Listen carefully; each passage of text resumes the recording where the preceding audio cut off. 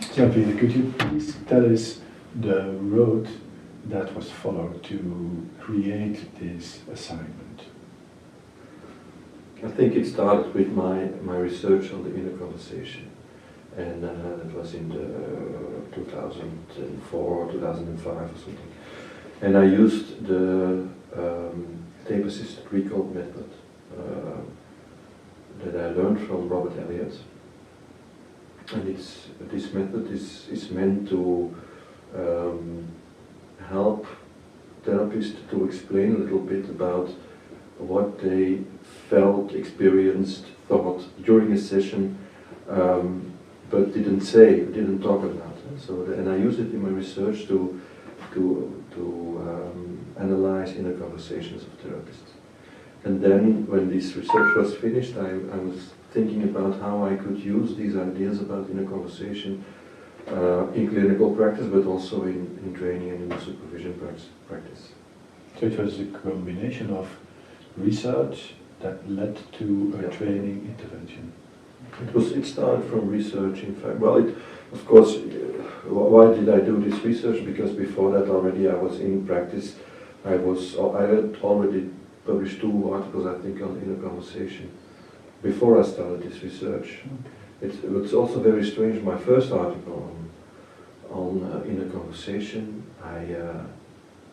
I wrote based purely on clinical cases, and it's only then that 2 people, one Tom Strong from Canada and Michael Seltzer from Oslo, Norway, independently of each other said, you should read Bakhtin. I had never heard of Bakhtin, but I had written this article on the inner conversation, clinical work, and they said you should read it, and then I read it and I said, yes, that's exactly what I mean. So it's only after I wrote this first article on inner conversation that I got into the theory. So the theory is, like it often is, not the first one. Mm-hmm. So how did it then evolve into a training assignment? I was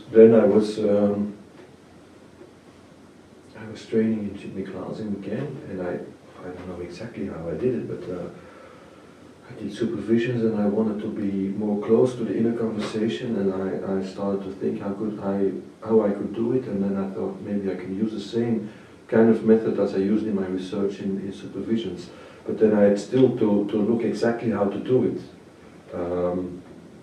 Because a lot of the things that we now use and are important weren't there yet. So during the years, the method changed and changed into what it is now.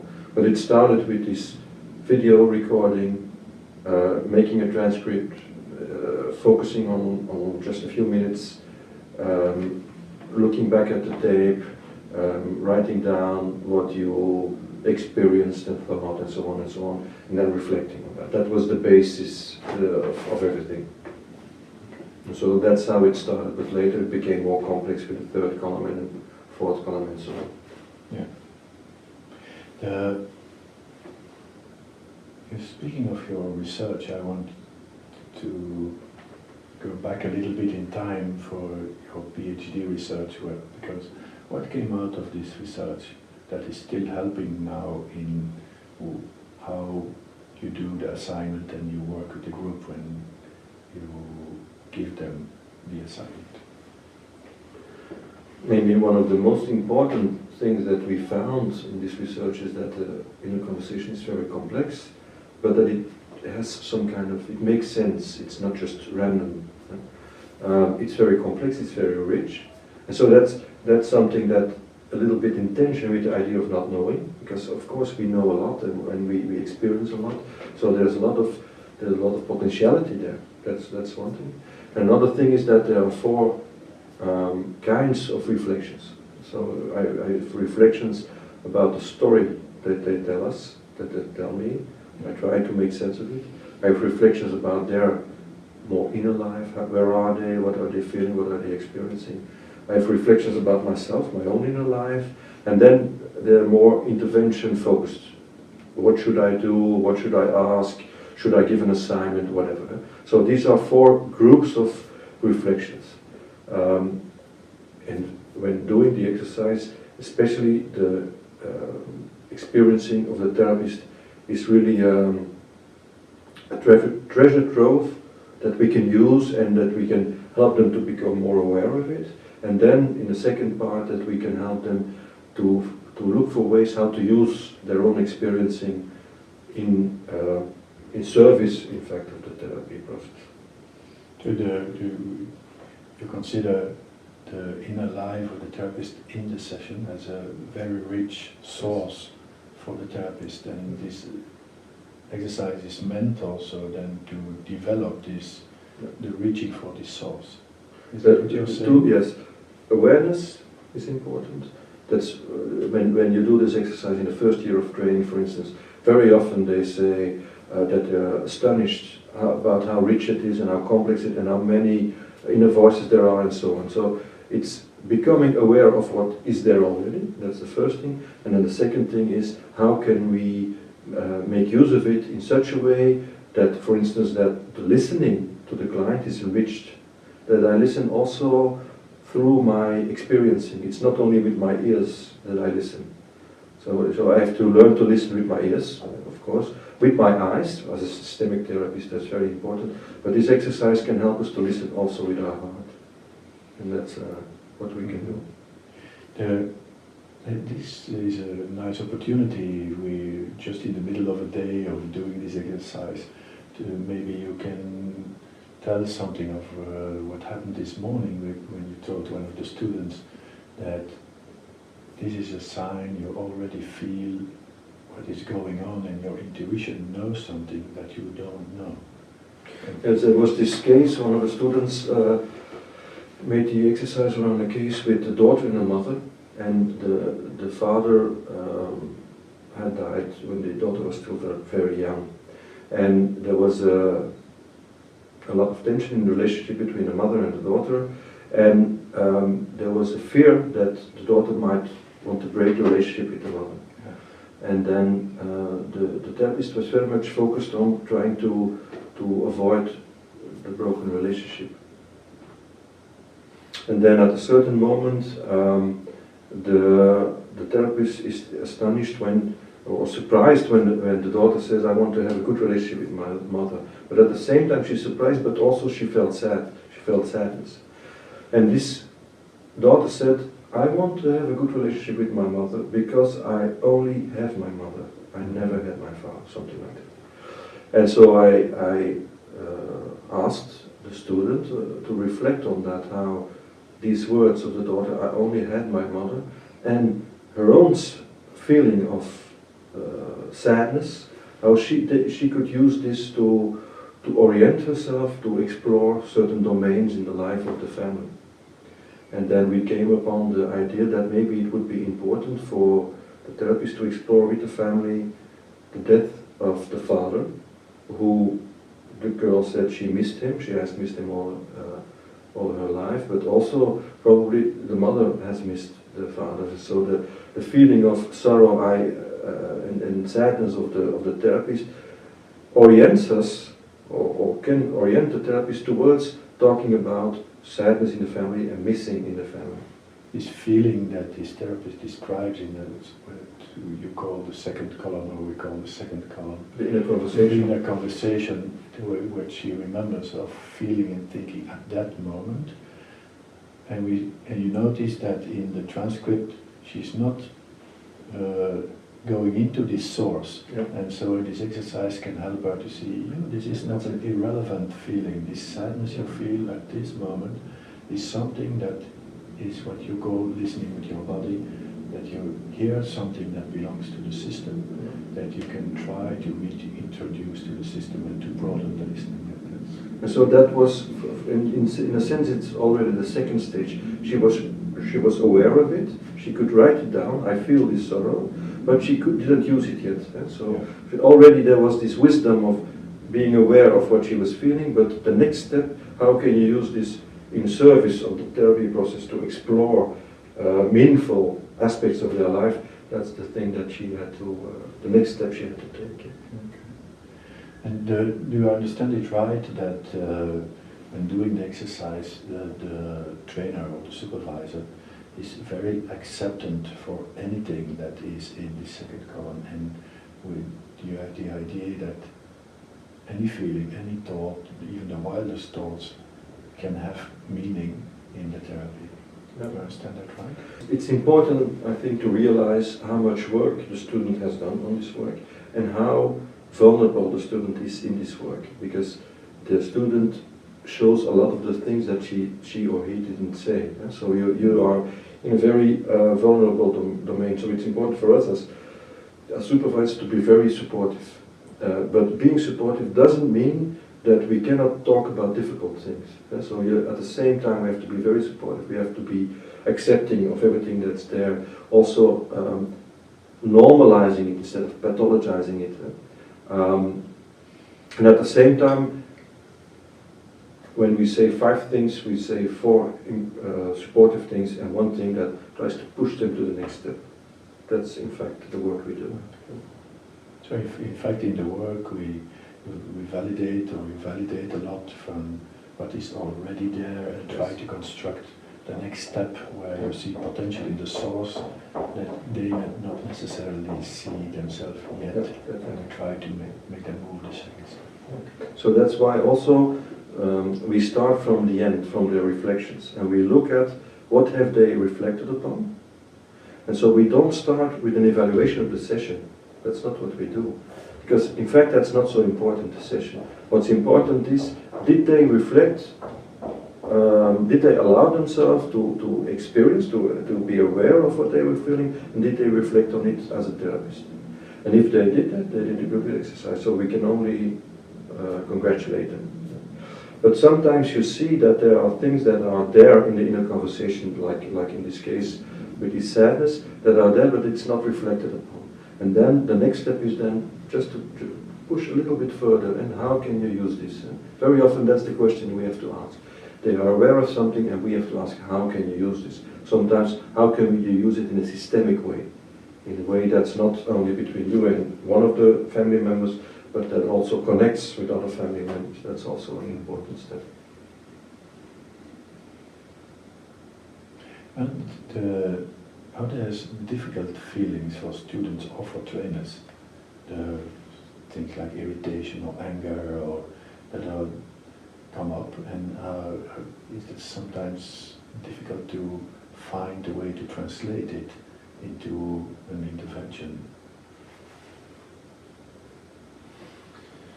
I see the students struggling with that a lot, and it is. I can understand that feelings like irritation, anger, disgust, but also sexual feelings or positive feelings can be very difficult to integrate in a therapy process.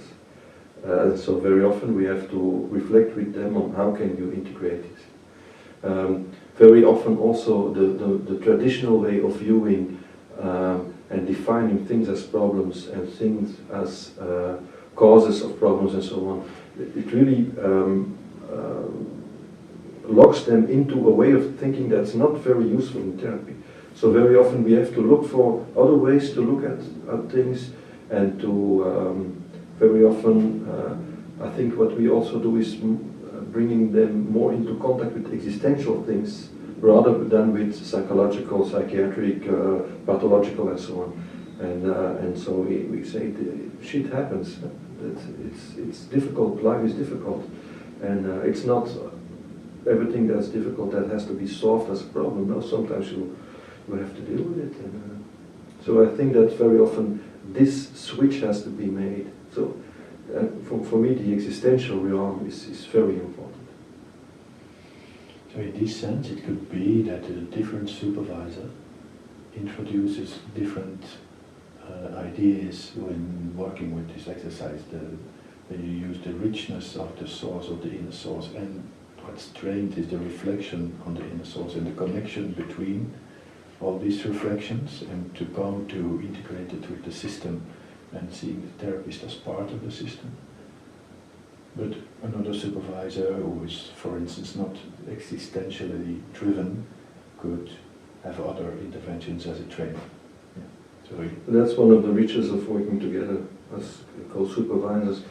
That is that we have much richer reflections when in our differences, sometimes I say something or you say something, and it gives a more broad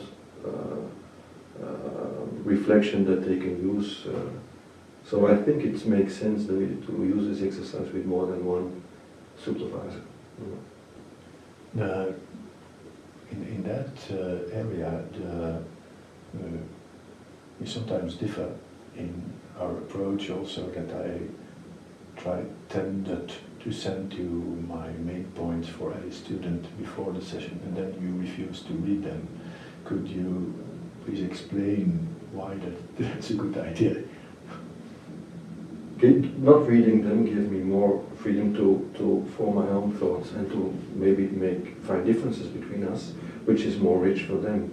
So for me, it's like in therapy, in supervision too, it's not about having the right hypothesis or whatever, but to have a richness of meanings, and that the client, or in this case a supervisee, can choose what's more useful. And so I think it makes a lot of sense that we are different and that we have different ideas.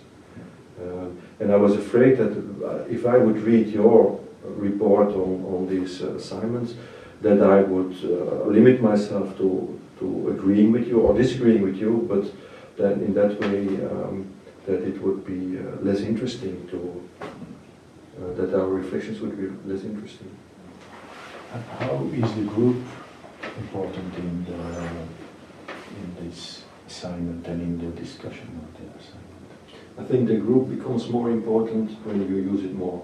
So like today, we are a group of the first year. They are still struggling with the method and so on. So then the group has to follow more hourly. But when they are more used to it, you can see that the group, as a group, also reflects on another level than the student, and then it becomes even more rich. So the group is always also the persons who are not being supervised learn. So that's, in that sense, it's always important. But for the group to reflect along with us, that takes some experience, I think. So in the first year, like today, it's not something that we can expect so much.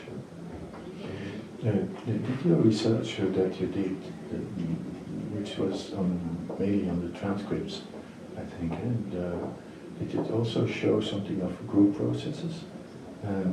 While being, for instance, in the listening position, or reading position of others in a dialogue and assignments? What I've done is look at the inner conversations of the young therapists, and what is in there, and especially in terms of emotions. And what we found is that there are very strong emotions in that young therapists go through. Some very positive, but some also very negative, like fear and so on.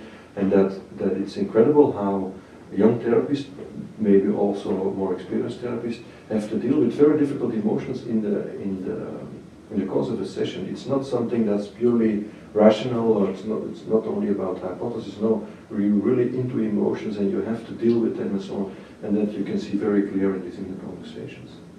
One of the things also that we found in the inner conversations is how sometimes they give advice to themselves. They say, I should do this, I should do that. But also they are very critical towards themselves, and really almost destructive. So they're really very hard and relentless, and using words that we as supervisors would never use, but really they... And so that's something that's, for me, that was very striking, how negative and destructive they are towards themselves very often in a conversation. We thought of calling this exercise the training of the inner supervisor. So how is that going, or how is that happening, that training of the inner supervisor, if you see the transcripts and the evolution of several years of work? How is the inner supervisor trained? So the aim, in fact, in the end, the aim is that family therapists learn to be self-supervising. That's the aim. And what we do is training the inner supervisor in the sense that already there is an inner supervisor, even in the beginning. And you can see it in their inner conversation and their reflections column, and in the end reflections. You can see how they supervise themselves, telling themselves what they should do, what they've done that's worked out fine, what they've done wrong, and so on. But also suggestions. Next time I should do this, or maybe next time I should ask this question, and so on. So they're already doing or talking to themselves as if they were supervisors. So it's already there, and that's what we build upon. We don't have to teach them to be self-supervised, they are self-supervised. But we can teach them to be better self-supervisors. So it's, in a sense, it's training of supervision. Okay. And in that sense, lately, last years, we added another step. Is after the group exercise, we give them another assignment to write a reflection on the process that happened in the group and the things they picked up. And what is the value of doing that?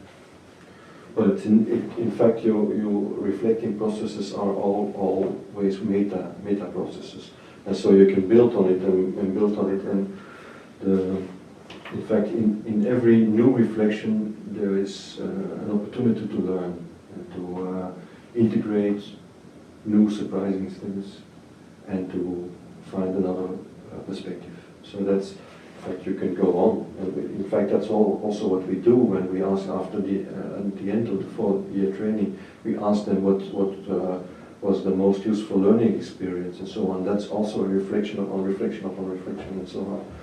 And so you can keep on building, but very often when you start to build a new reflecting position, it's very important that there's time in between, and so that there is possibility for something to grow, or to a new perspective to grow, or whatever. And how would you say that doing this exercise influenced you as a trainer and a supervisor?